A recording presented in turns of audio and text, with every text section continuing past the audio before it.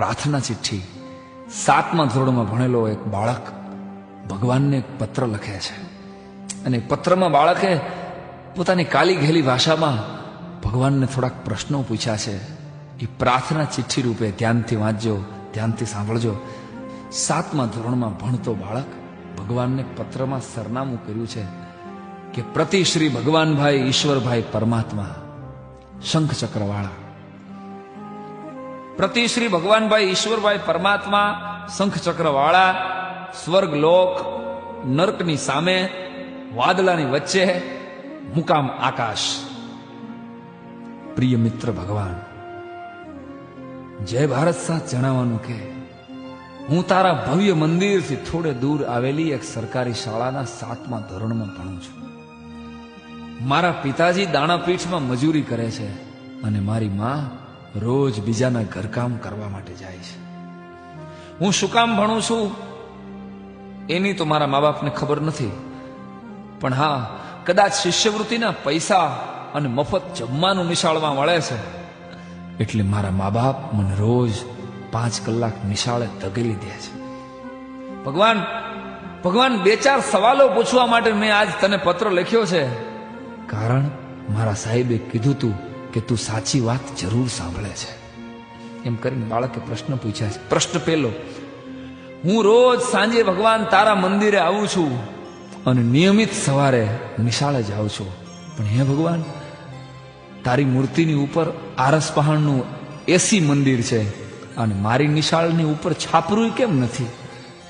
દર ચોમાસે પાણી ટપકે છે, આવું શું કામ? પ્રશ્ન બીજો, તને રોજ 32 ભાતના પકવાન પીરસાય છે અને તું તો ખાતોય નથી, અને હું દરરોજ બપોરે મધ્યાહન ભોજનના 1 મુઠ્ઠી ભાતથી ભૂખ્યો ઘરે જાઉં છું, આવું કેમ? પ્રશ્ન ત્રીજો, મારી નાની બેનના ફાટેલા ફ્રોક ઉપર તો કોઈ થીગડું મારવા આવતું નથી અને તારા પચરંગી નવા નવા વાઘા. સાચું કહું ભગવાન, સાચું કહું તો હું રોજ તને નહીં, તારા કપડા જોવા માટે મંદિરે આવું છું. પ્રશ્ન ચોથો, તારા પ્રસંગે લાખો માણસો મંદિરમાં સમાતા નથી. તારા ધાર્મિક પ્રસંગો હોય તો લાખો માણસો તારા મંદિરમાં સમાતા નથી, અને 15મી ઓગસ્ટે કે 26મી જાન્યુઆરીએ જ્યારે હું 2 મહિનાથી મહેનત કરેલું દેશભક્તિ ગીત રજૂ કરું ને, ત્યારે મારી સામે હોય છે માત્ર મારા શિક્ષકો અને મારા બાળ મિત્રો. હે ભગવાન, તારા મંદિરે જે હમાતા નથી એ બધાય મારા મંદિરે કેમ ડોકાતા નથી? પ્રશ્ન 5મો અને છેલ્લો, તને ખોટું લાગે તો ભલે લાગે, પણ મારા ગામમાં એક 5 સ્ટાર હોટલ જેવું મંદિર છે ભગવાન, અને એક મંદિર જેવી પ્રાથમિક શાળા છે. પ્રભુ, મેં સાંભળ્યું છે કે તું તો અમારી બનાવેલી મૂર્તિ છો, તોય આવી જલજલાટ છે. તું તો અમારી બનાવેલી મૂર્તિ છો અને આવી જલજલાટ છો, તો અમે તો તારી બનાવેલી મૂર્તિઓ છીએ, અમારા ચહેરા ઉપર નૂર કેમ નથી? શક્ય હોય તો ભગવાન આ 5 જવાબ આપજે, મને વાર્ષિક પરીક્ષામાં કામ લાગે. ભગવાન, મારે ખૂબ આગળ ભણવું છે, મારે ડોક્ટર થવું છે, પણ મારા મા બાપ પાસે નિશાળની ફીના કે ટ્યુશનના પૈસા નથી. તું ખાલી જો તારી 1 દિવસની દાનપેટી મને મોકલ ને ભગવાન, તો આખી જિંદગી હું ભણી શકું.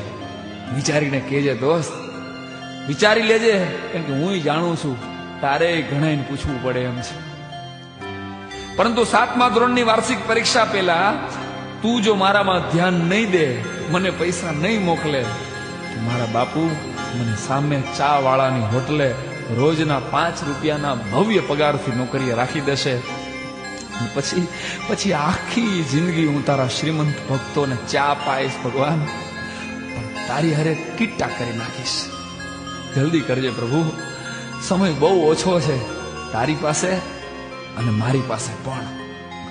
લિખિતન એક સરકારી શાળાનો ગરીબ વિદ્યાર્થી અથવા એક ભારતના ભાવિ મજૂરના વંદે માતરમ, વંદે માતરમ, વંદે માતરમ.